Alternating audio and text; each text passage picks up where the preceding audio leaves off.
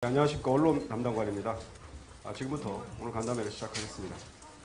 오늘은 선거 기간 내내 고생이 많으셨던 박원순 시장님, 그리고 세월호 사고 현장이나 지방선거 파견 등으로 역시 고생이 많으셨던 기자 여러분들께서 참으로 오랜만에 함께하는 자리가 되겠습니다. 오늘 이 간담회는 박원순 시장 겸 당선인으로부터 곧 출범하게 될 민선 6기의 서울시의 기본 방향에 대해서 말씀을 듣고 기자 여러분들의 궁금증에 답하는 그런 순서로 진행하도록 하겠습니다. 그럼 먼저 박원순 시장께서 선거 소회와 향후의 민선 6기 시장 방향에 대해서 말씀하시겠습니다. 네, 여러분 정말 뵙게 돼서 반갑습니다. 어떻게 좀 쉬셨나요? 네. 아니, 이 선거에 따라서 이렇게 따라온 우리 시청 출입 기자들도 계셨는데, 그러지 않은 분들 많으셨잖아요. 조금 여유가 없으셨나요? 별로 그러지 않은 것 같은 분위기네요. 네, 이렇게 뵙게 돼서 정말 반갑고요.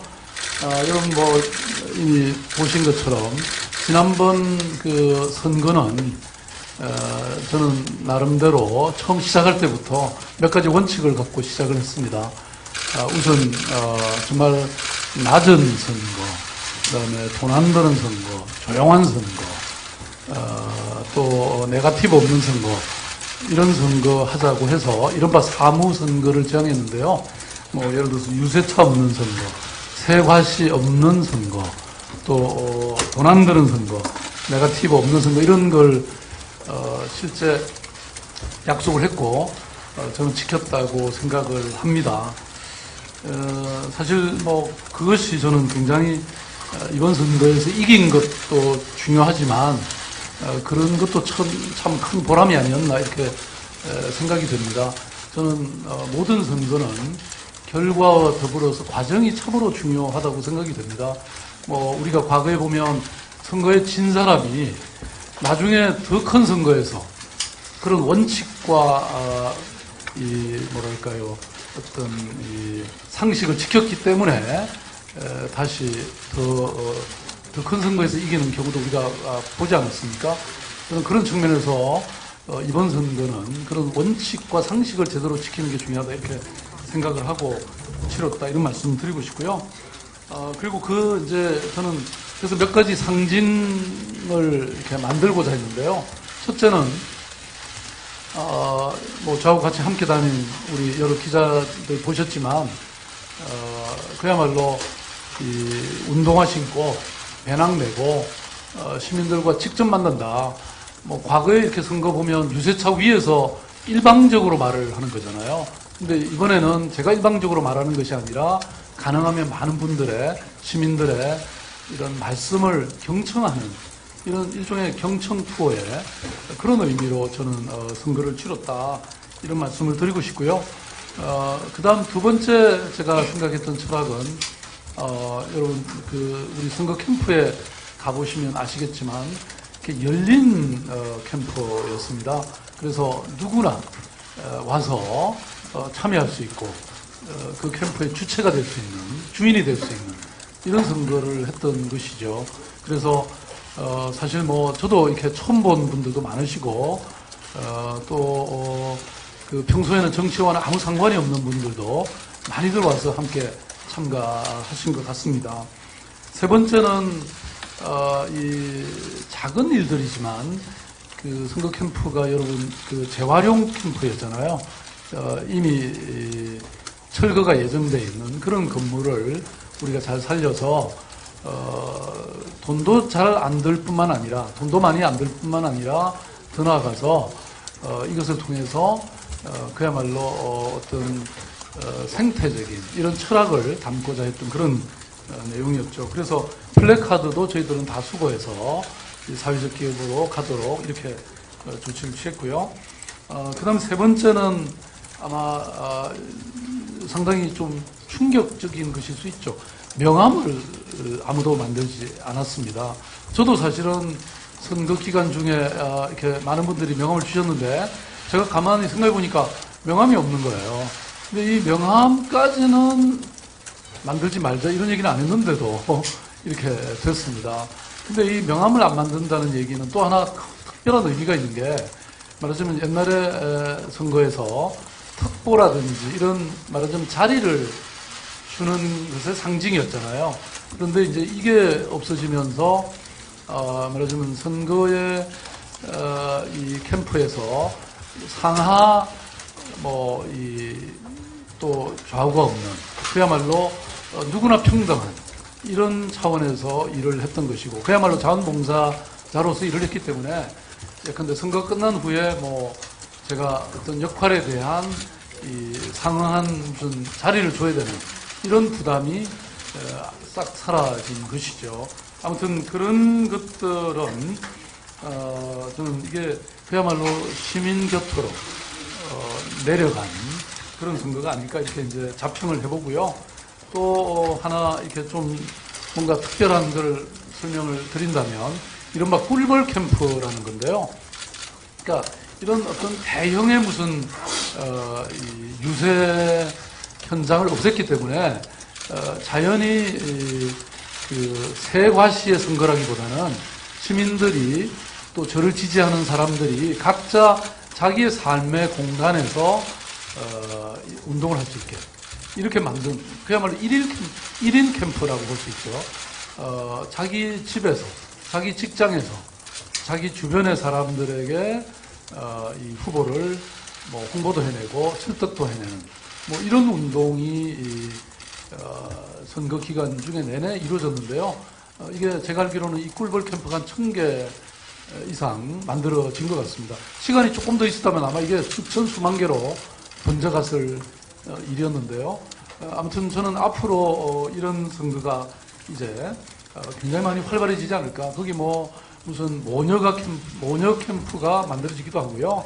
또 예컨대 12사도 캠프 12명의 또 이런 이 캠프를 꾸린 분들도 계시고요. 굉장히 다양하고 재미난 활동들이 많았던 것 같습니다. 많은 분들은, 어떤 분들은 또 박원순 현상이다.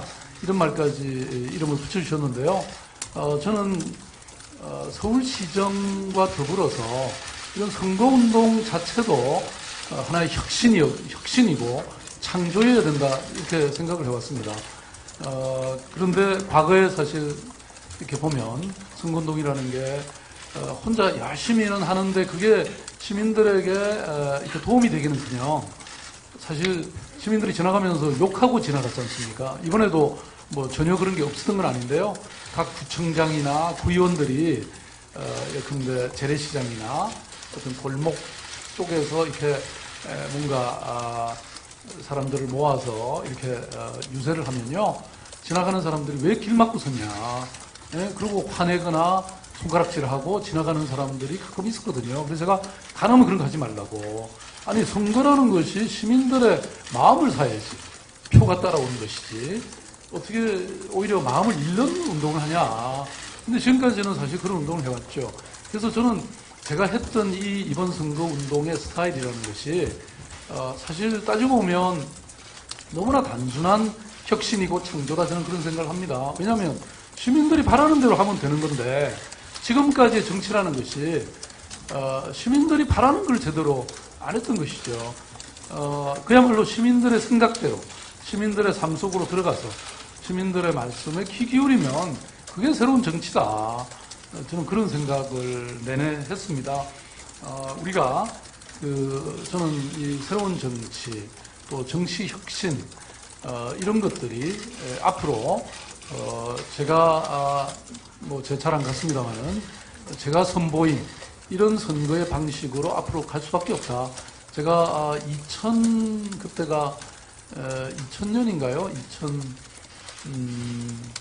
2001년 영국에 제가 총선을 이렇게 구경을 한 적이 있는데요. 그러니까 후보자가 결코 마이크 들고 다닌 적이 없어요. 길거리 다니고 사람 만나고 교회가 나타나면 들어가서 함께 예배 보고 어디 행사가 있으면 행사에 참여하고 이런 것이지 뭐가 별나게 이렇게 한 게 아니라는 것이죠. 아마 이번 2014년 지방선거, 특히 서울시장 선거를 중심으로 해서 저는 이렇게 큰 변화가 일어나지 않을까 이렇게 생각을 해봅니다. 두 번째 아마 조금 여러분들이 관심 가지실 만한 공약에 대해서 말씀을 드리겠습니다.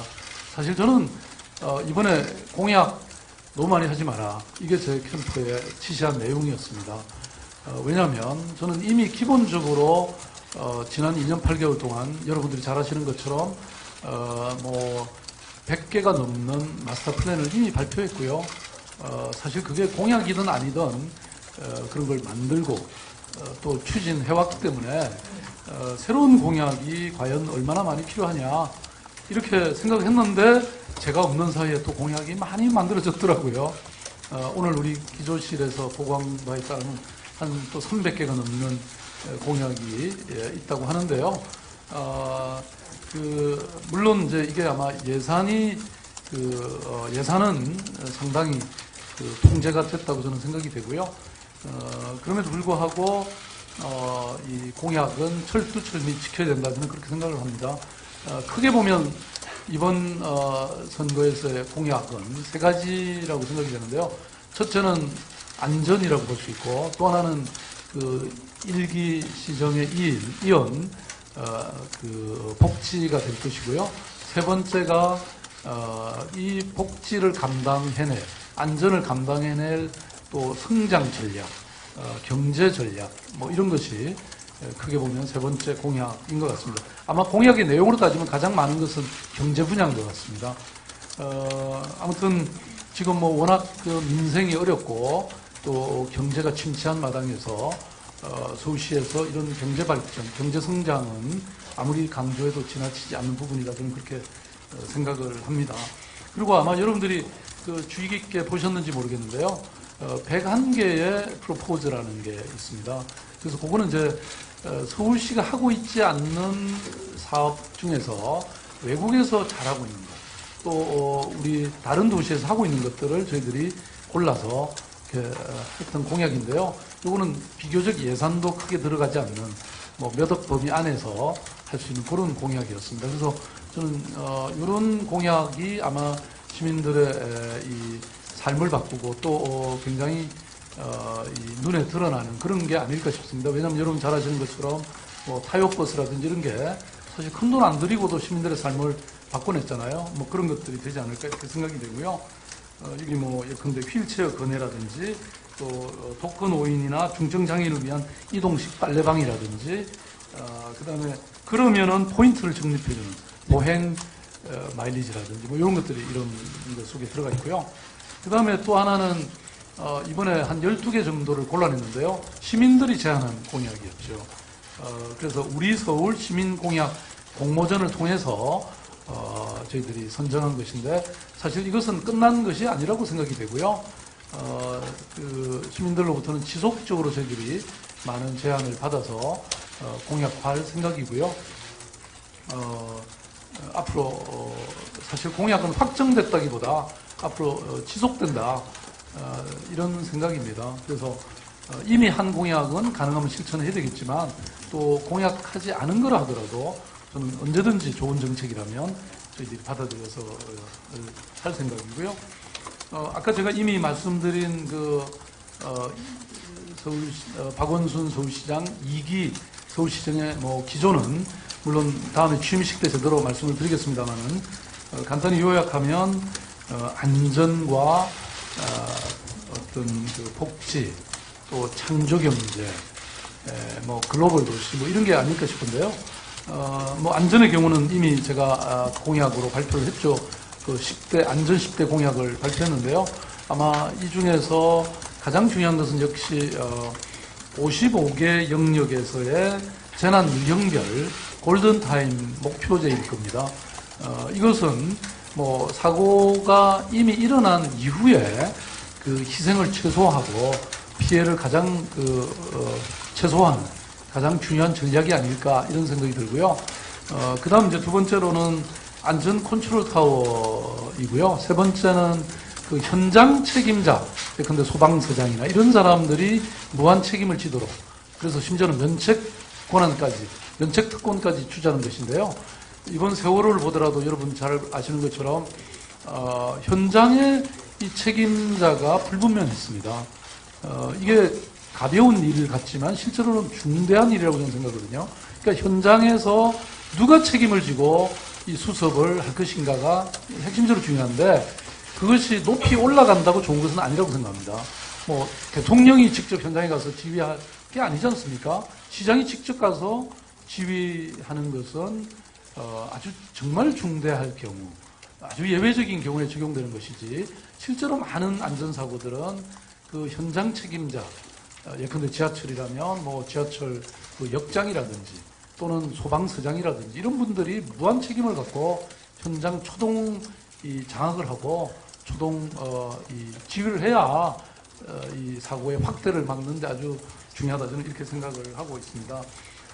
두 번째 그 복지 부분은 여러분 이미 우리가 일기를 하면서 참으로 많은 애로들을 겪었잖아요. 우선 공무원 숫자가 너무 적어가지고 이 서비스는 엄청 늘어났는데 서비스를 담당할 공무원들이 적어서 뭐 자살자들이 속출하고 이런 상황이었죠. 그 다음에 또 그래서 지금 현재 한 2배에 이르는 2,000명 정도를 복지공무원으로 확충하겠다 이런 내용하고 또 결국은 어떻게 하면 이 복지 전달 서비스 전달 체계를 강화할 거냐의 문제인데요. 그래서 이게 동주민센터를 이 복지 서비스의 허브로 만들겠다. 이거는 이미 이제 서대문 같은 데서 잘하고 있기 때문에 그런 것을 서울 전역에 확대하겠다. 뭐 이런 것들이고요. 그 다음에 이제 국공립 어린이집 1000개를 확충하겠다는 것도 이게 굉장히 야심찬 계획이죠. 이렇게 되면 아마 이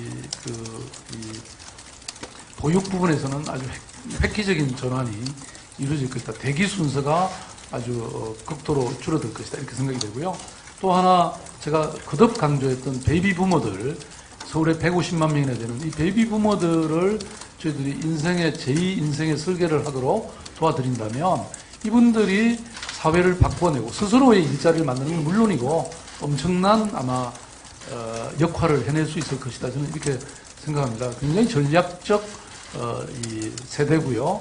또 저희들의 정책이다. 이렇게 말씀드릴 수 있을 것 같습니다. 그 다음에 창조경제 부문은 뭐 이미 제가 손을 댔는데 아직 그 구체적 성과를 내지 못한 부분들이 있습니다. 뭐 신홍합밸리라든지 또 개포 모바일 융합 클러스터라든지 또 홍릉의 친고령화 산업단지라든지 또 마이스 산업이라든지 이런 부분은 제가 이제 뭐 대체로 이미 발표를 했거나 또는 이 마무리 단계에 있기 때문에 이런 구상을 전제로 해서 아주 본격적인 추진을 해갈 생각이고요. 이런 것들이 일자리 창출과 서울시를 글로벌 경제 도시로 만들어내지 않을까 이렇게 생각하고 있습니다. 저는 이 과정에서 그 통합과 이 거버넌스, 협치라는 것이 굉장히 중요하다고 생각하는데요. 이미 일기에서 저희들이 실험을 했습니다만은 저는 협치를 극도로 강화하겠다 이런 생각입니다. 말하자면 시민이 시장입니다라고 말할 때 정말 시민들이 구체적으로 많은 정책의 결정권자로 들어오게 만들어야 되는 건데요. 그게 바로 협치라는 것이죠. 지금 뭐 보니까 예컨대 남경필 경기도지사님도 협치를 강조하고 계시고 또 제주의 누구시죠? 원희룡 지사 당선자도 그 말씀 하셨고요. 그래서 아마 협치가 이제 우리 시대의 대세가 될 것이다. 지금 이제 관료 중심의 시대로부터 이런 협치 시대가 완전히 정착하는 그런 시대로 갈 것이다. 저는 그렇게 생각을 하고요.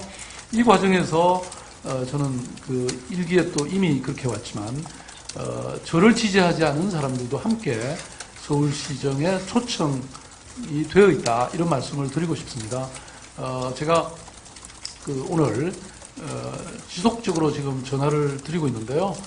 서울시 의원으로 이번에 당선된, 물론 당선되지 않은 분들한테도 전화를 드리고 있지만 새누리당 당선자들한테도 다 제가 전화를 드려서 함께 가자. 무조건 우리가 잘 모시고 함께 서울시를 정말 뭐 당과 관계없이 서울시를 이런 최고의 도시로 만들어보자 이런 말씀을 드렸습니다. 진보 보수가 저는 따로 없다고 생각합니다. 정말 최고의 도시를 만들어내려고 하면 이런 함께하는 이런 정신, 통합의 정신이 중요하다고 저는 생각하고 있습니다. 그 다음에 서울시는 여러분 잘 아시는 것처럼 지역 균형이 깨져 있는 부분이 많기 때문에 이 부분도 아주 중요한 정책의 목표 중에 하나고요. 또 하나 더 말씀드리면 그 글로벌 도시를 제가 말씀드리고 있는데요. 이게 말로서만이 아니라 정말 서울시의 이런 행정이 외국의 어떤 모델이 되고 하나의 그 스타일이 돼서 이 벤치마킹 되는 그런 도시가 되도록 하겠다는 것입니다. 이미 국제교류사업단을 만들어서 국장급 조직으로 벌써 만들어놨죠. 그리고 이제 앞으로 저희들은 많은 기업들과 함께 자회사도 만들고 해서 서울시가 이룩한 그런 다양한 경험과 성과들을 외국에도 널리 수출되도록 이렇게 할 생각이고요. 그래서 제가 과거에 이런 말들을 썼습니다. 인본 행정이라는 말을 제가 썼고요. 사람이 기본이라는 거죠. 그다음에 정밀 행정이라는, 그러니까 말하자면 현대 전공, precision engineering 이런 말이 있잖아요. 저는 precision administration, 정밀 행정이라는 것도 있다. 그다음에 혁신 행정이라는 말도 제가 썼고요. 그다음에 전략 행정 같은, 예를 들어서 우리가 병원에 실려가서 써야 되는 비용의 10%를 체육시설, 운동 프로그램에 쓴다고 하면 저는 훨씬 비용을 줄이면서 시민들의 삶의 질을 높일 것이다. 이런 전략적 마인드를 가지면 비용은 줄이면서 시민들의 삶의 질을 훨씬 높이는 이런 게 가능하다는 거죠. 그 다음에 우리의 눈은 늘 미래를 향해서 있어야 되기 때문에 저는 미래 행정이 자리를 잡아야 된다. 이런 말씀들을 해왔는데 역시 이 기회도 당연히 저는 이런 것들이 돼야 된다고 생각이 되고요. 아무튼 뭐 제가 미리 다 말씀을 드려버리면 취임사에 쓸 게 없을 것이기 때문에 이 정도 마치겠습니다. 네, 고맙습니다. 네, 고맙습니다. 이어서 기자 여러분들의 질문과 답변 시간을 갖도록 하겠습니다. 질문 있으신 기자분께서 손 들어주시고요. 소속사 성명 말씀하시는 질문해 주시고요. 중앙일보부터.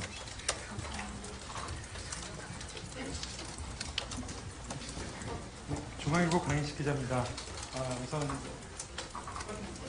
당선 축하드립니다. 제가 시장님이라면 창조 경제라는 말을 쓰는데 굉장히 많이 고민을 했을 것 같습니다. 그러니까 결국 이제 경제, 그러니까 안전이나 복지 같은 게 예상 가능한 부분이었다면 경제 성장 이런 부분들은 좀 시장님께서 더 강조하고 싶은 방점이 아닌가 이런 생각이 들거든요. 뭐 시민과의 협치를 말씀하셨지만 중앙정부와의 협조도 굉장히 중요할 것 같습니다. 대통령도 사용하고 있는 창조경제라는 단어를 쓰면서 나오신 거는 그만큼 이제 좀 더 큰 그릇을 만들겠다는 뜻으로 보이는데요. 어떻게 좀 협조해 나갈 것인지 거기에 대한 시장님의 계획이 궁금하고요. 또 하나는 한 가지 더 질문드리자면 경제 정책을 잘 펴기 위해서는 사람이 중요하다는 이제 지적들이 많습니다. 그래서 몇몇 기사에서 경제를 감당할 수 있는 부시장 혹은 그 격에 맞는 분을 모시겠다 뭐 이런 기사도 봤는데요. 그런 계획이 있는지 좀 여쭙고 싶습니다. 예, 아주 너무 중요한 질문을 하셨네요. 안 그래도 우리가 지난번에 경제 2030 플랜을 발표할 때도 이 논의가 있었습니다. 이미 중앙정부가 쓰고 있는데 박근혜 대통령께서 추천하고 계신데 우리가 이름을 좀 바꾸면 좋지 않냐 이런 견해도 있었습니다. 그런데 저는 늘 이렇게 실사구시적인 생각을 하는 사람입니다. 사실 대통령이 쓰셨다고 우리가 쓰면 안 되나요? 오히려 중앙정부의 여러 정책에 우리가 보조를 잘 맞추면서 서울시를 훨씬 더 발전시키는 방법이 가능하고 특히 예산도 좀 더 따올 수 있고 그렇게 되지 않겠습니까? 그리고 솔직히 또 하나 말씀드리면 창조경제라는 말을 제가 더 먼저 썼습니다. 제가 취임하자마자 이런 말씀들을 많이 해왔고요. 그리고 누가 먼저 쓰나가 무슨 중요한 일입니까? 좋은 단어라면 우리가 함께 얼마든지 협력해서 할 수 있다고 생각이 되고요. 방금 말씀하신 것처럼 저는 중앙정부가 이 지방정부와 따로 갈 또는 지방정부가 중앙정부와 따로 갈 이유가 저는 없다고 생각합니다. 저는 처음부터 중앙정부와 협력하겠다 이런 말씀 드렸고 또 끊임없이 제가 구애를 했습니다. 아직은 사실 저는 조금 짝사랑에 불과합니다만은 여전히 저는 중앙정부에 대해서 함께 가야 된다 이런 말씀 드리고 있고요. 오늘도 제가 국무회의에 가서 좀 또 지방자치단체와의 상생이라는 말씀을 분명히 쓰셨어요. 박근혜 대통령께서. 그래서 제가 토론 시간에 그 말씀을 인용하면서 좀 7월 우리가 이 6기 지방 자치가 실시되고 나면 꼭 한번 전체 광역자치단체장을 한번 좀 조치해서 서로 좋은 이 대화의 시간을 좀 가지게 해달라 이렇게 말씀드렸고 하시겠다고 답을 했습니다. 그리고 또 제가 청와대 기획수석한테도 특별히 여러 가지 우리가 협력하자고 하는 말씀을 제가 드렸고요.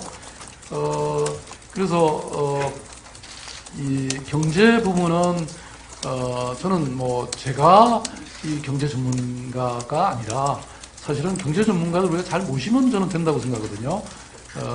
훌륭한 시장, 경제 시장은 훌륭한 전문가를 잘 활용하는 데서 나온다. 저는 그렇게 생각을 합니다. 그래서 지난번에 발표할 때 제가 부시장급으로 경제를 전담케 하겠다 이렇게 말씀을 드렸는데요. 근데 부시장 숫자를 좀 계속 늘려달라고 제가 말씀드리고 있는데 이것도 큰 규제잖아요. 지금 아직까지는 안 돼서 만약에 부시장으로 못한다고 하면 경제진흥실장을 저희들 전문가로 모시는 방법도 있을 수 있고요. 여러 가지 고민을 해볼 생각입니다. 네. 창조경제 꼭 네, 다음 중. 네. 네, 다음 중. 2대1리.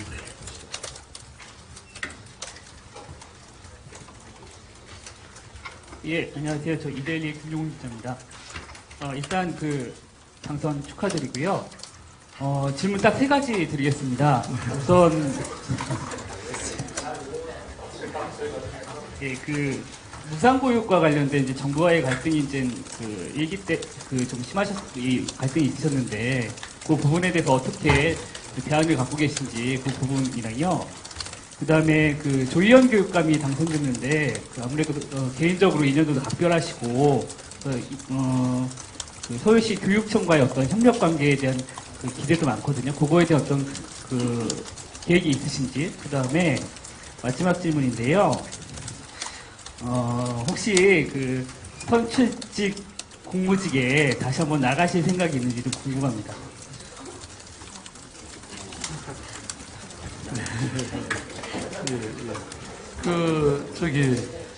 무상 보육 부분은 사실 뭐 일단락은 된 거죠. 지난번 국회에서 그때가 얼마였나요? 35%를 중앙정부가 65%를 지방정부가 이렇게 부담하는 것으로 일단락은 됐습니다. 그렇지만 사실 제가 뭐 이건 계속 말씀드렸습니다만은 보편적 복지, 그러니까 전 국민에게 해당되는 보편적 복지의 경우에는 중앙정부가 맞는 것이 맞다. 그런 생각을 합니다. 그래야 지방정부는 정말 시민들 가까이에서 시민들이 정말 필요로 하는, 피부에 와닿는 이런 복지 프로그램을, 복지 정책을 펼 수가 있다고 저는 생각하거든요. 그래서 이것은 뭐 중앙정부에 정말 지금도 이렇게 강력히 호소를 드리는 바이고요.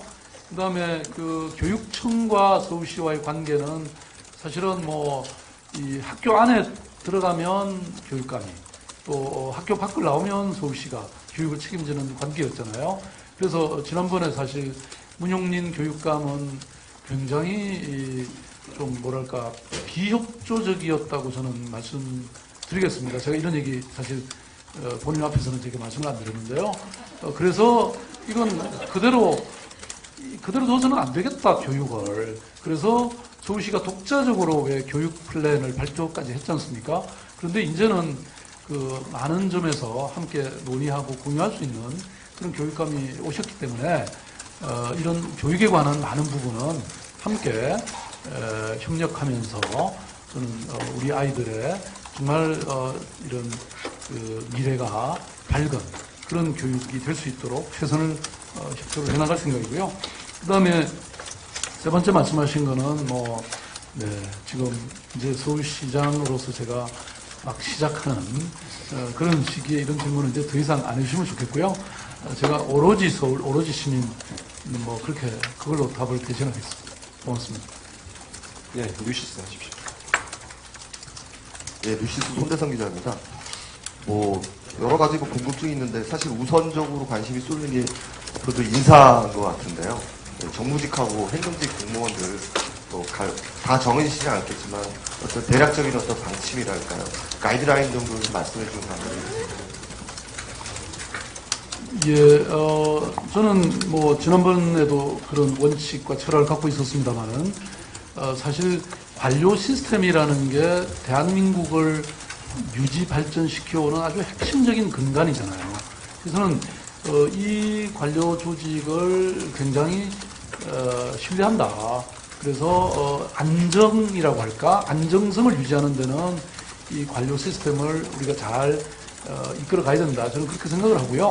다만 그럼에도 불구하고 우리가 혁신해야 될 부분이 저는 상당히 있다고 보거든요. 그래서 지금 일기에 충분하지 않았던 그런 관료 혁신이라고 할까? 이런 부분은 이제 본격적으로 해볼 생각입니다. 근데 그것이 이 양 안정과 어떤 혁신이 함께 잘 가야지 되지 않는가. 그래서 예컨대 제가 1, 2부 시장님을 이렇게 그 관료 출신 서울시에 오래 몸담으신 분들을 모셔서 말하자면 이 안정을 유지하게 했고 그러면서 동시에 제가 이렇게 혁신하는 부분은 제가 담당하고 이런 어떤 역할 분담을 했는데요.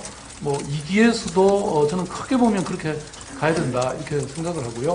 그래서 관료적 안정성 위에 또 어떤 끊임없는 혁신을 이렇게 통해서 서울시가 뭔가 큰 어떤 변화와 발전을 도모할 수 있는 뭐 그런 방식으로 가도록 그렇게 하겠다는 말씀을 드립니다.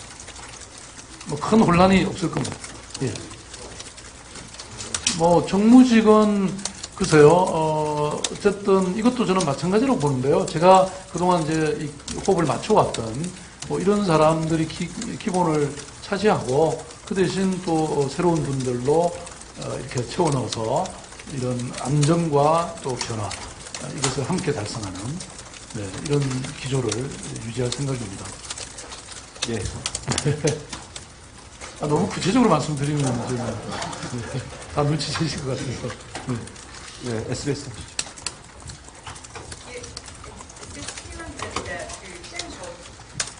미시적인 거 하나랑 두 가지 여쭤볼게요. 지금 소방관들 시위하고 계시는 건 알고 계시죠? 네? 소방관들 국가직 전환 때문에 그 시위하고 계시는 건 당연히 알고 계실 텐데요. 서울시 산하에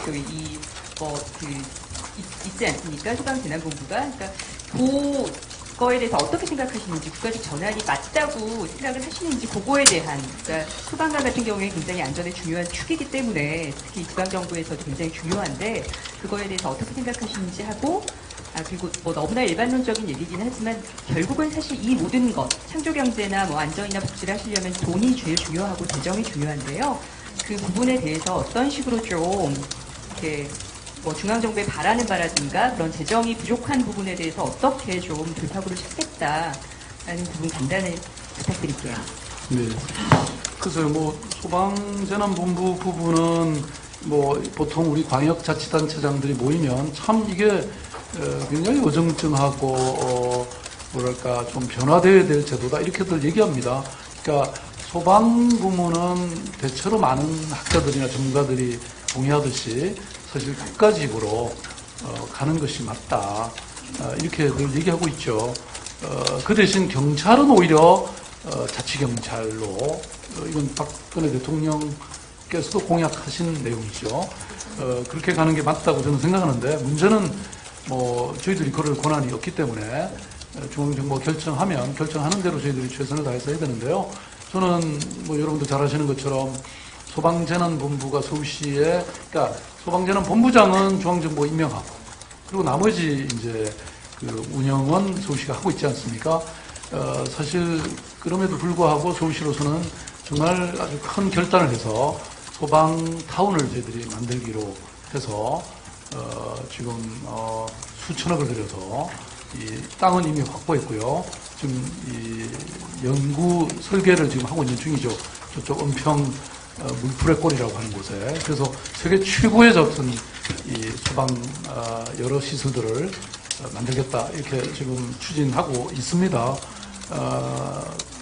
그다음 이제 예산 말씀하셨는데 사실 아까도 제가 말씀드린 것처럼 지방 정부라는 것이 가지고 있는 세원이 너무 뻔하지 않습니까? 우리가 뭐 세원을 따로 만들 수도 없죠. 세목을 따로 만들 수도 없기 때문에 결국은 주어진 범위 안에서 어떻게 절약하고 이 혁신해서 뭔가 또 수익 모델들도 만들고 이렇게 할 것이냐의 그런 것인데요. 사실은 좀 더 우리가 시민들의 피부에 와닿는 이런 어떤 복지든 삶의 질을 문제든 이런 거를 만들어내려면 지방정부에서는 조금 더 큰 권한, 재정적 권한, 조직적 권한을 주셔야 된다고 저는 생각해요. 지금 우리가 이제 이 민선 5기를 거치면서 지방자치가 물론 문제도 있었지만 상당한 정도로 저는 발전했다고 생각합니다. 그래서 구득이 무서워서 장 못 단 거지는 않기 때문에 이 지방 분권에 있어서 저는 큰 결단을 중앙정부가 해주신다면 그것이 오히려 국가 전체로서의 경쟁력이 굉장히 높아질 것이다 이렇게 봅니다. 왜냐하면 아까도 말씀드렸던 관료적 안정성 위에 또 새로운 이 바닥을 잘 이해하고 또 시민들의 이 어떤 피부에 와닿는 이런 정책들에 대해서 아무래도 현장에서 일하는 사람들이 훨씬 더 잘 알게 되지 않겠습니까? 오늘도 그 청와대에서 규제 개혁에 관한 논의가 있었는데요. 제가 이런 말씀 드렸어요. 규제 개혁에 관해서 이제 서울시나 우리 기초지자체가 막상 이런 정책을 실천해 보면 훨씬 더 잘한다. 무엇이 문제인지 그런 것들을 좀 받아 안는 이런 어떤 통로나 채널을 만들어 달라. 그런 것을 논의할 수 있는 자리를 만들어 달라. 내가 이런 말씀을 드리면서 막 이렇게 토론이 벌어져 가지고 거의 한 20, 30분 너무 좋은 토론이 이루어졌거든요. 그래서 아무튼 그런 것처럼 예산과 조직에 있어서 저는 이 분권화가 우리 이 지방자치 발전을 위해서만이 아니라 국가 경쟁력을 위해서 아주 기묘한 문제다. 제가 과거에 말씀드렸습니다만은 서울시 같은 경우에 제가 국장 한 명을 추가로 더 임명 못하고 시장 한 명을 더 추가로 못 준단 말이에요. 저는 서울시는 1,000만 명의 도시잖아요. 사실 외국에 무슨 얼마나 인구가 우리보다 훨씬 적은 국가들이 많습니까? 이 정도 되면 국제만 전담하는 부시장 한 분이 있어야 되고요. 경제만 전담하는 부시장 한 분이 계셔야 되고요. 지금 도시 재생이라든지 이런 중대한 문제를 다루는 또 관광을 다루는 그래서 이분들이 자율적으로 많은 일을 하시면 저는 전체적인 차원에서 이렇게 조정하는 이런 시스템이 되어야 되지 않겠습니까? 근데 지금 이런 것들이 아직 안 되고 있거든요. 그래서 이런 거는 저는 지속적으로 말씀을 드리고 있는데요. 아마 조만간 개선이 되겠죠? 네. 네, 헤럴드 경제 손재 씨도 먼저 하시죠. 예, 헤럴드 경제 최진성입니다. 당선도 축하드리지만 대선 후보 지지도 1위 나오셨습니다. 축하드립니다. 관련해서 이번 선거에서 아까 말씀하셨지만 박원순 효과라고 불릴 정도로 물론 새정치연합 소속으로 나왔지만 시장님 자체 브랜드가 많이 올라간 걸로 그렇게 평가받고 있습니다. 결과적으로 안철수 후보와 계속 연대를 하면서 이렇게 나오셨지만은 지금 홀로 서기를 했다고 말할 정도로 안철수 대표 도움 없이도 잘 일어서신 것 같은데요. 앞으로 안철수 대표와의 그런 관계 설정을 어떻게 하실 건지 이런 부분이 좀 궁금합니다. 아니 관계 설정할 게 뭐가 따로 있습니까? 제가 소속된 당의 대표신데 제가 잘 모시고 가야죠. 그리고 저는 그동안 말씀드렸지만 사실 서울시장이라는 직책이 물론 정치적 구문이 없지 않습니다만은 오히려 저는 서울시를 정말 반듯한 도시로 또 정말 제대로 된 글로벌 도시로 성장시키고 발전시키게 되면 이것이 저는 다른 지방도시나 심지어는 중앙정부에까지 영향을 미쳐서 그것이 하나의 정치적 효과인 것이지 저는 제가 정치적 활동을 한다고 해서 제 정치적 위상을 높여줄 거라고는 생각지 않습니다. 그래서 오로지 서울, 오로지 시민 열심히 하겠습니다. 네. 예. 손든 순서에 의해서 아시아경제 하시죠. 예, 아시아경제 배경환입니다. 저는 정치적인 얘기 말고 시정 운영 세부적인 사안을 좀 여쭤보겠습니다. 안전복지를 슬로건으로 내거셨는데 뭐 주택 정책도 그 일환이라고 생각되는데요. 임대주택 8만 공급 그 전임 임기 때는 그 뭐 비교적 서울시 유휴부지도 있었고 재원도 어느 정도 여유가 있었지만 이제는 뭐 시장 침체도 있고 서울시 재원도 좀 많이 바닥났고 유휴부지도 없는 상황인데 뭐 이런 주택 공급을 위해서 뭐 예산 재배정이나 관련 부서 강화, 뭐 재개발 재건축 등 정비 사업 뭐 그 속도 조절 등의 따로 방안을 마련해 놓으신 게 있으신지 궁금합니다. 네, 뭐 지적하신 것처럼 아마 이제 그 과거와 같은 대규모 건설형 임대주택은 공공 임대주택 건설은 불가능할 거라고 저는 그렇게 봅니다. 그래서 물론 뭐 재건축 단지 같은 데서는 일부 물량이 나오겠죠. 그래서 지난번에 우리 새로운 8만 호를 발표할 때 말씀드린 것 같이 좀 대안적 건설을 하겠다. 그게 뭐 예를 들어 협동조합형 그런 것도 있을 수 있고 아니면 민간 임대 사업자들을 육성시켜서 그리고 서울시가 일부 장기 임대라든지 이런 걸 오히려 그 말하자면 수익 모델을 만들게 해서 건설하겠다든지 뭐 이런 여러 대안적 방식으로 8만 호를 달성하겠다 이렇게 말씀드렸죠. 네, 그렇게 해보겠습니다. 예, 순서에서 한결에 하시고 다음에 MBN 구순으로 하겠습니다. 한결에 질문하시죠. 예, 한겨레 우성환 기자인데요. 그 서울을 역사문화 도시로 이렇게 만들려는 그 노력을 해오셨는데 이지에서는 어떤 식으로 구체적으로 방안을 추진하고 계신다고 생각합니다. 예, 뭐 역사 도시로서의 서울은 이미 제가 뭐 일기 때 2차 강조했고 또 실제 그렇게 추진을 해왔는데요. 아마 핵심은 일단 한양 도성을 유네스코 문화유산으로 등재하는 작업입니다. 이거는 이미 국가 그 예비 항목으로 이미 선정이 되어 있기 때문에 아마 내년이나 후내년이면 될 텐데요. 문제는 이런 형식적인 선정이 문제가 아니라 그래서 그 일대를 한양도성을 둘러싸고 있는 한 22개의 그 마을을 아주 특화된 그런 역사 마을로 이렇게 만들어가는 것. 그 다음에 또 그뿐만 아니라 한양도성 안을 이 도성 안을 그야말로 어떤 역사 도시로서의 미래를 설계하고 실현해가는 이런 게 아마 주된 사업이 되지 않을까 싶고요. 그리고 그것은 공간적 어떤 물리적 부분뿐만이 아니라 다양한 뭐 박물관을 만들어 간다든지 또는 많은 이 스토리텔링 사업을 제대로 한다든지 또 그런 것을 관광 자원화 한다든지 뭐 이런 방식의 어떤 소프트웨어까지 프로그램까지 포함해서 이렇게 함으로써 문화예술 도시로서의 서울, 역사 도시로서의 서울, 관광 도시로서의 서울을 함께 달성하는 그런 전략으로 저희들이 나아갈 생각입니다. 예, MBN 질문하십시오. 네, 안녕하세요. MBN 박예원 기자인데요. 별로 안 좋아하실 질문일 것 같긴 하지만 오로지 서울, 오로지 시민이라고 하셨지만 어쨌든 대선 이후에 그 대선과 관련한 지지율이 굉장히 많이 오르셨어요. 이런 것들이 이런 현상들이 무엇 때문이라고 생각하고 또 어떻게 생각하시는지 뭐 이유하고 뭐 그 안에 담긴 뭐 현상이라든지 그런 것 좀 말씀해 주시면 감사합니다. 대선 이후에 대선 지지율이 많이 올랐는데 뭐 어떻게 생각하시는지와 그 이유가 뭐라고 생각하시는지 그런 거 말씀해 주시면. 글쎄요.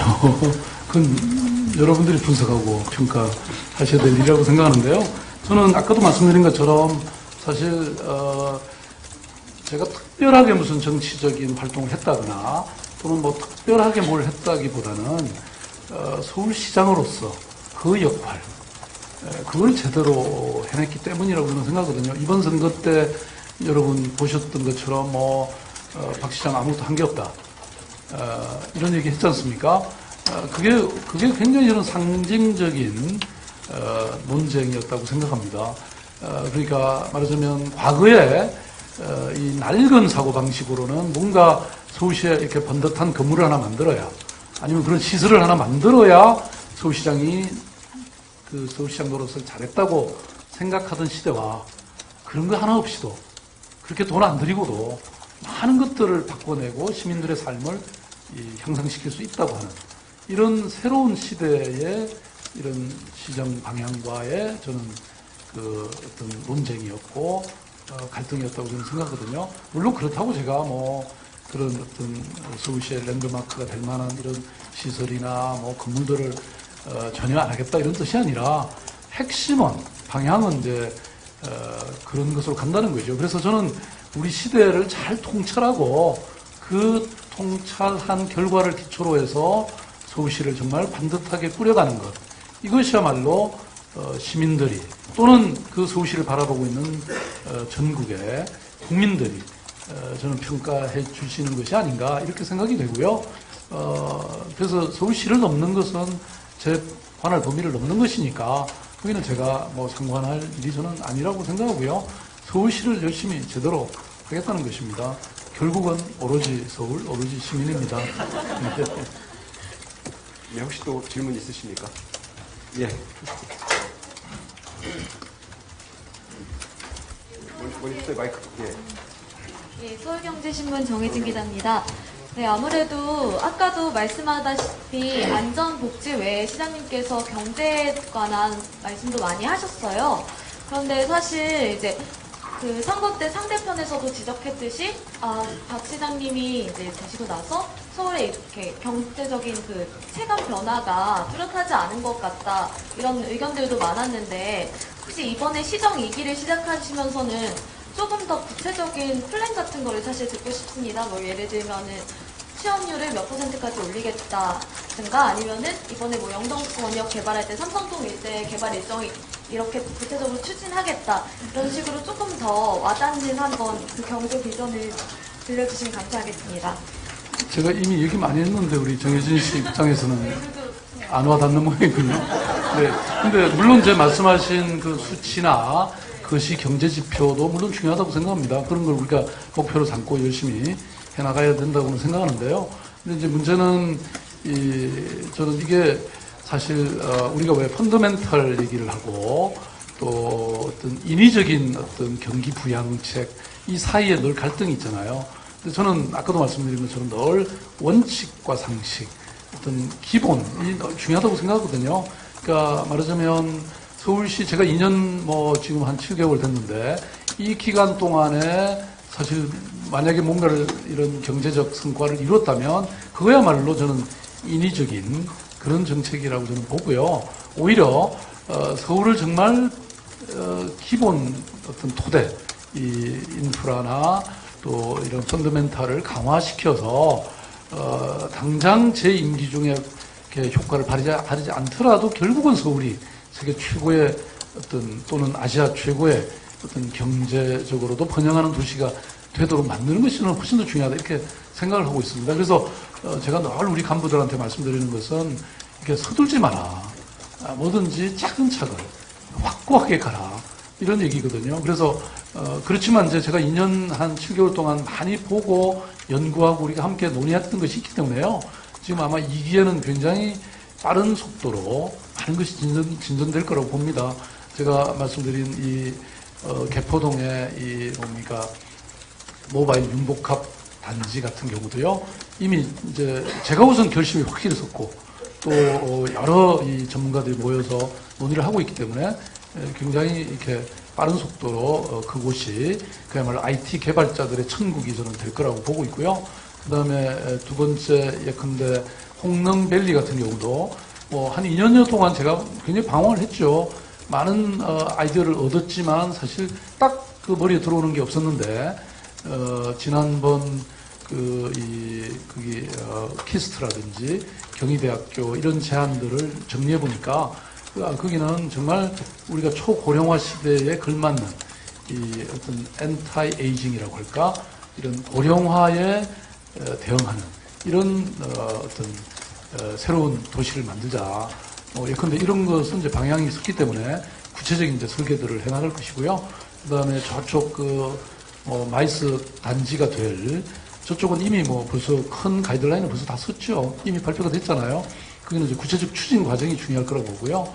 그 다음에 창동 같은 경우도 마찬가지입니다. 거기도 사실 큰 방향은 나름대로 창업 도시, 그죠? 이 스타트업 도시로서의 면모를 만들자. 이게 이제 방향은 크게 정해졌고요. 그래서 이런 부분에는 제가 국장급을 임명해서 아주 체계적으로 제대로 발전해 갈 수 있도록 이렇게 할 생각이라는 말씀을 드립니다. 왜냐하면 시장이 발표해놓고 이걸 일상적으로 챙기지 않으면 사실 속도가 느려지잖아요. 근데 만약에 국장급으로 지금 우리가 마곡 추진단 단장이 국장급이거든요. 이런 분이 그런 곳에 한 분씩 가 있다고 하면 굉장히 빠른 속도로 진전될 수밖에 없겠죠. 잘 챙기겠습니다. 네, 한두 분만 더 받겠습니다. 네. 머니투데이 하시고 연합하시고 그렇게 하시죠. 네, 한국경제 그렇게. 머니투데이 기동기입니다. 뭐 선거 기간 중에 많은 네거티브 공격을 받으셨는데요. 당시에 이제 뭐 고소 고발도 하시고 하셨는데 이제 선거가 다 끝났는데 예전에도 보궐선거 때도 다 취하시고 그런 경우도 있었잖아요. 뭐 그 건에 대해서는 어떻게 하실 입장이신지 궁금합니다.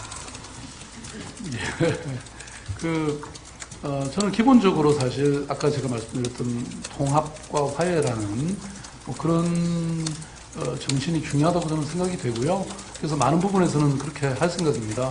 그런데 동시에 저는 이 두 번의 선거를 치르면서 우리가 기본적으로 정정당당한 그야말로 페어플레이하는 이런 선거가 또 핵심적으로 중요한 정치 발전의 요체라고 저는 생각이 됩니다. 그러니까 우리가 얼마든지 정책적으로 논쟁하고 그럴 수 있는 일인데 인신공격이라든지 심지어는 가족까지 아무 근거도 없이 그렇게 끌어들여서 이렇게 흑색 선전을 하는 것은 저는 그것은 정말 문제라고 생각이 되고요. 그래서 아마 이 부분 그러니까 다른 뭐 부분은 다 용서하고 다 서로 화해할 수 있다 할지라도 이런 어떤 인신공격 내지는 근거 없는 어떤 가족들에 대한 어떤 이런 공격들은 뭐 고민을 좀 해봐야 될 것 같습니다. 왜냐하면 지난번에 용서를 제가 다 했잖아요. 그러고도 또 한참 제 임기 초반을 근데 우리 아들 병역 문제 가지고 그랬고 그런데 또 이번에도 그랬던 사람들이 있단 말이에요. 그래서 이런 것들은 과연 이것이 용서해 주는 것이 새로운 정치 문화, 선거 문화를 만드는 데 도움이 될 건가? 사실 제가 그걸 취하고 나서요. 용서해 주고 나서 많은 사람들이 저를 공격했습니다. 이래갖고 세상이 바뀌냐라고 저를 공격했기 때문에 한번 그 부분은 제가 여러 가지 고민을 한번 해볼 생각입니다. 예. 네, 연합뉴스 하시죠.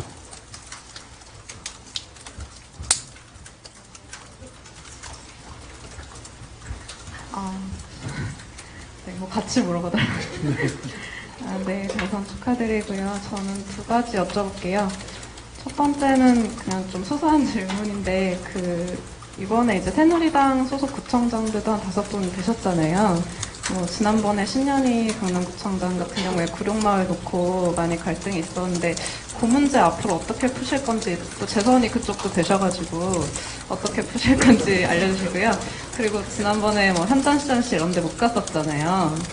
앞으로 관계를 어떻게 좀 개선을 하실 건지, 그거 하나랑, 그 다음에 하나는 좀 정치적인 질문인데, 이번에 사실 아까도 얘기 나왔듯이 시장님의 그런 개인 이미지나 브랜드나 이런 평가는 굉장히 상승을 했는데, 그거에 대해서 당 새정치민주연합 일부에서는 조금 시장님이 당과 이렇게 거리를 둔다, 약간 이런 서운한 입장들도 있는 것 같더라고요. 그거에 대해서 좀 어떻게 생각하시는지 말씀해 주시고요. 오늘 그거 들고 오신 거 어떤 내용인지 소개해달라고 정해진 거예요. 예. 알겠습니다. 아까도 말씀드린 것처럼 사실 뭐 새누리당이든 뭐 새정치연합이든 선거 과정에서는 물론 첨예하게 대립이 되지만 막상 선거가 끝나고 나면 결국은 서울시를 위해서, 서울 시민을 위해서 또 자치구의 주민들을 위해서 일해야 된다고 저는 생각이 되고요. 뭐 그것은 구청장님들, 특히 새누리당 출신의 구청장님들이라고 저는 다르지 않다고 생각합니다. 구룡마을에 2,500명의 그 열악한 서울에서 정말 보기 드문 그런 열악한 주거 상황에 살고 있는 그분들을 위해서 뭔가는 해결해야 되지 않겠습니까? 그래서 뭐 제가 그런 실무진한테 지시를 했습니다만은 우리 신현희 구청장님의 입장도 좀 살려드리면서 우리가 함께 갈 수 있는 제3의 대안은 없냐? 제가 이런 걸 연구해보라고까지 얘기를 했는데요.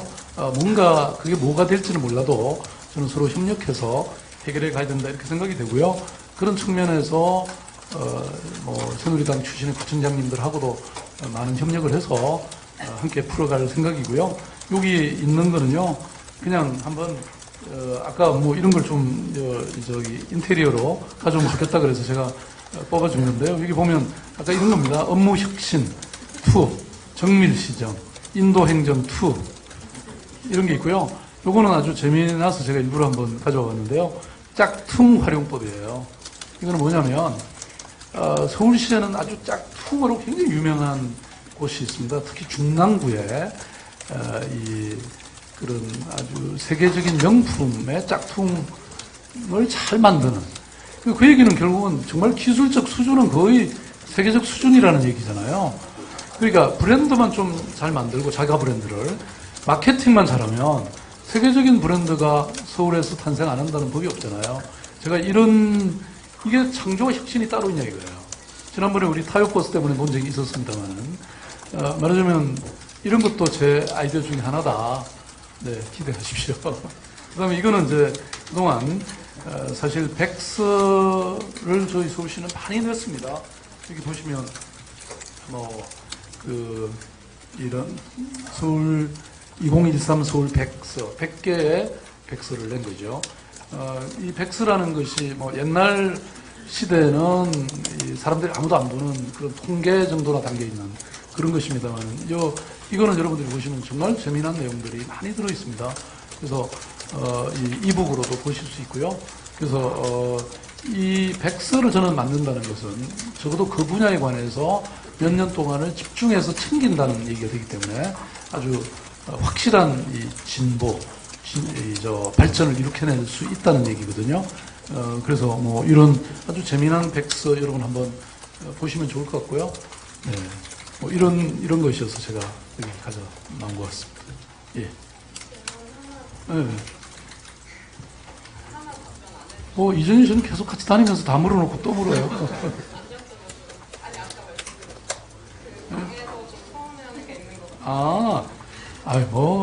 글쎄, 그런 얘기가 저는 왜 나오는지 잘 이해가 안 가고요.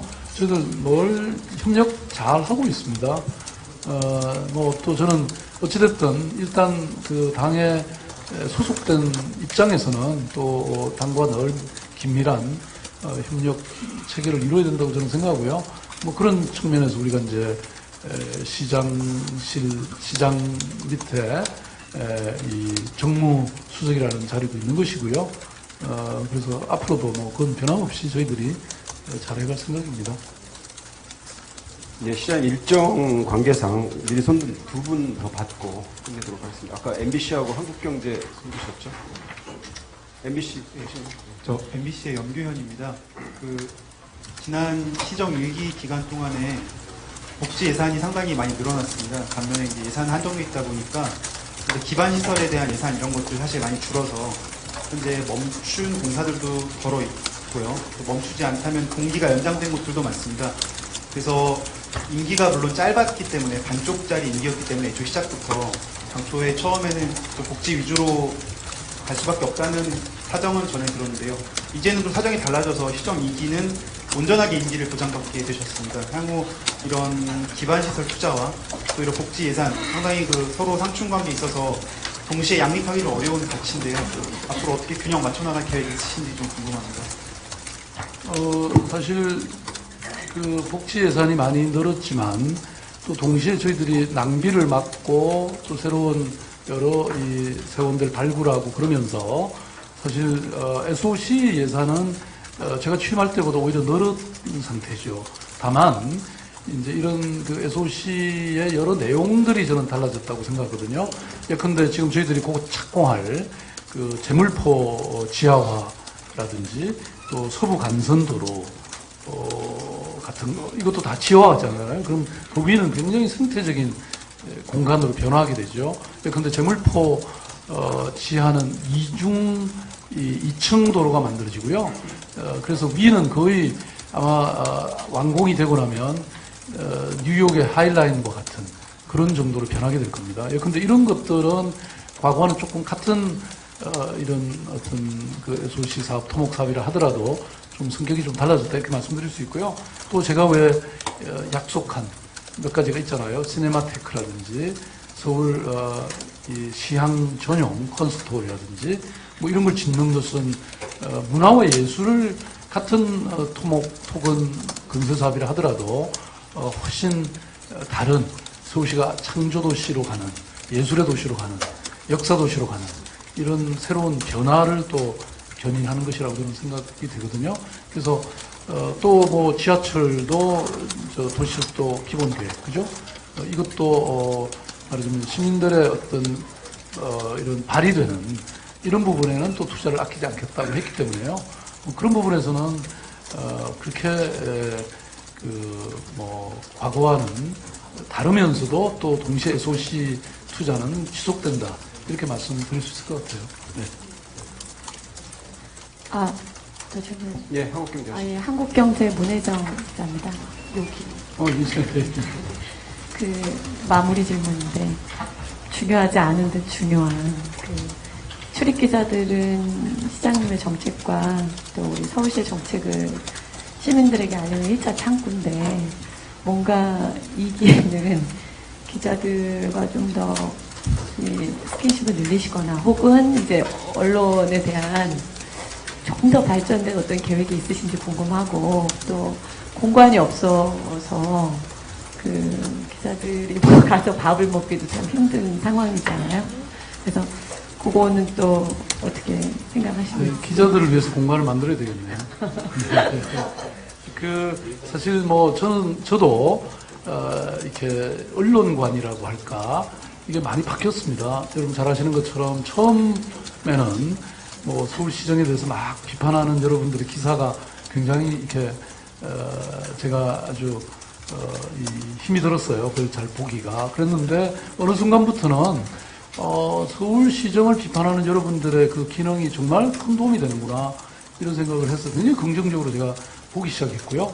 지금은 뭐 이제 우리 대변인께서 내일 아침에 이제 그 기사를 갖고 이제 설명을 주시는데 너무 기분 좋게 제가 다 받습니다. 그래서 여러분 신나게 비판하시고요. 그리고 또 뭐 지난번에도 나름대로 소통한다고는 했는데 제가 술을 잘 못해가지고 여러분들하고 이렇게 끝까지는 못 가봤는데 제가 앞으로는 폭탄주도 조금만 더 하도록 이거는 얘기하면 안 되나? 네, 뭐 조금 더 소통하도록 스킨십도 할 수 있도록 그렇게 하겠습니다. 네. 예, 오늘 시간 관계상 질문 못 하신 분은 또 7월 취임 이후에 또 별도의 기자 간담회 준비되어 있습니다. 또 언론사별 인터뷰도 준비되어 있고요. 그때 하도록 하시고요. 오늘 그럼 이상으로 오늘 간담회를 모두 마치도록 하겠습니다. 우리 박원순 시장 겸 당선자께서 더 일 잘하시라고 박수로 끝을 맺도록 하겠습니다. 고맙습니다.